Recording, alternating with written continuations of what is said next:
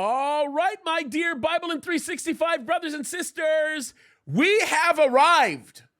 Folks, we've arrived, okay? This is truly the arrival. We are at the book of Philippians, and folks, it might seem like I'm babbling at the beginning of this, but this is one of the big ones. I'm going to tell you this right now. Philippians is going to be a book that is going to serve you in ways that are so incredible, so powerful, that you will carry it with you for the rest of your life. And yes, dare I say, into eternity. Don't get me wrong. The Bible speaks of this for us all throughout, and every single word in the Bible can do this for us. But the book of Philippians is remarkable. When you think of the words that Paul wrote to the church in Philippi, folks, it is absolutely unbelievable. And I want to just make myself very, very clear here. I don't think it's critical for me, at least at this point, because of the background that I've established in the past, to go over with you the ins and the outs of the city of Philippi. It's not important for me to get into it with you regarding the cultural implications, or some of the, as I've done before, the lexical syntactical implications. All of those things you can go through in some of my previous summaries of Philippians, or you could go to jamescadiz.com and go through my teaching on Philippians, which I highly recommend. It is a great book. All of that to say, I want to talk about some things that I want you to pay attention to in the book of Philippians. First and foremost, if you are a person that is struggling right now with joy in your heart, if you are a person right now that is struggling finding a place where you are content with the happiness that God wants to bring to you, then Philippians is a great book. Now, I would not call Philippians the book of joy, but it certainly has a lot of elements in there that will show you what it is to be joyful and what it takes to bring yourself to that place. So if you're struggling with depression, Philippians is going to be a good one. But here's the bigger thing. The bigger thing is this.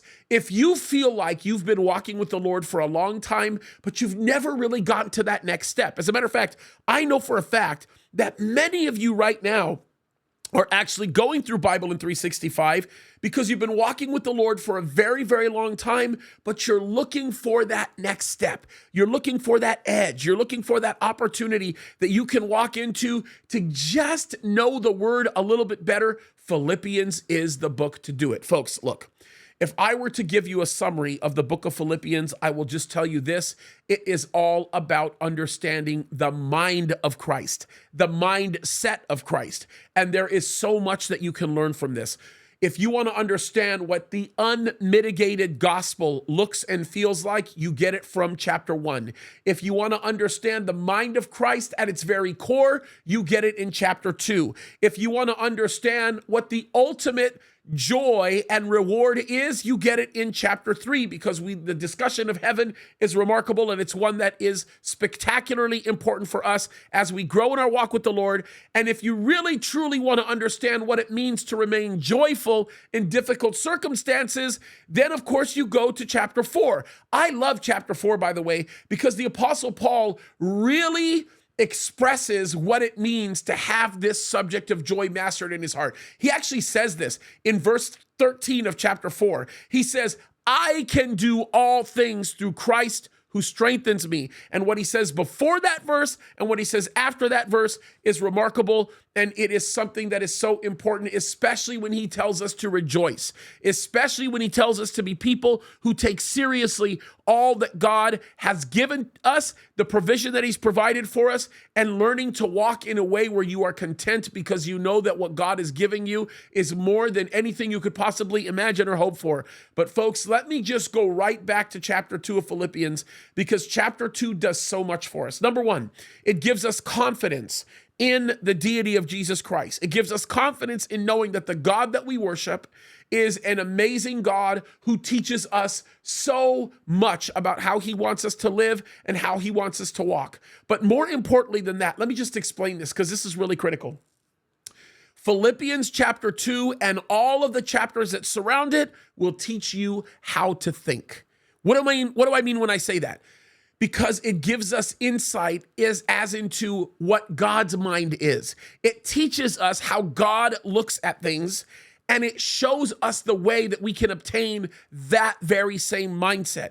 And folks, if you're looking for mindset material, which I hope you are, this is going to be the place to go to.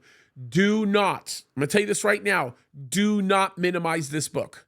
Do not minimize the chapters in this book. Read them again and again and again and again. Here's my recommendation. Read it all in one sitting, okay? Then after you read it all in one sitting, read each chapter at least 2 or 3 times in one sitting. And then after you do that, go back and read it all again in one sitting. I think it would be important. Yes, it might take you a week to go through that, but I can tell you it will pay off immensely. It is a powerful book. It will change your life, and there's a lot to keep your eyes out for. So go ahead and do it, folks. You're going to be enriched. I can promise you that. All right. With that said, we have a very exciting Q&A coming up. We've got some other things that we are planning for you as we approach the holiday season. I cannot believe I'm saying that. Lots of great things around the corner. So keep your eyes open. We're excited. We're thrilled about the opportunity to be able to minister to you. And folks, I can tell you this on behalf of Erica and Charlie Kirk, we are so blessed at the progress that you are making. Keep fighting the good fight and keep doing what God's called you to do. Don't quit. Love you guys. God bless you. And remember, the Lord has so much that he wants to do for you, so much that he wants to do with you. Don't lose sight of that. Find joy in it. God bless you guys. Keep fighting the good fight.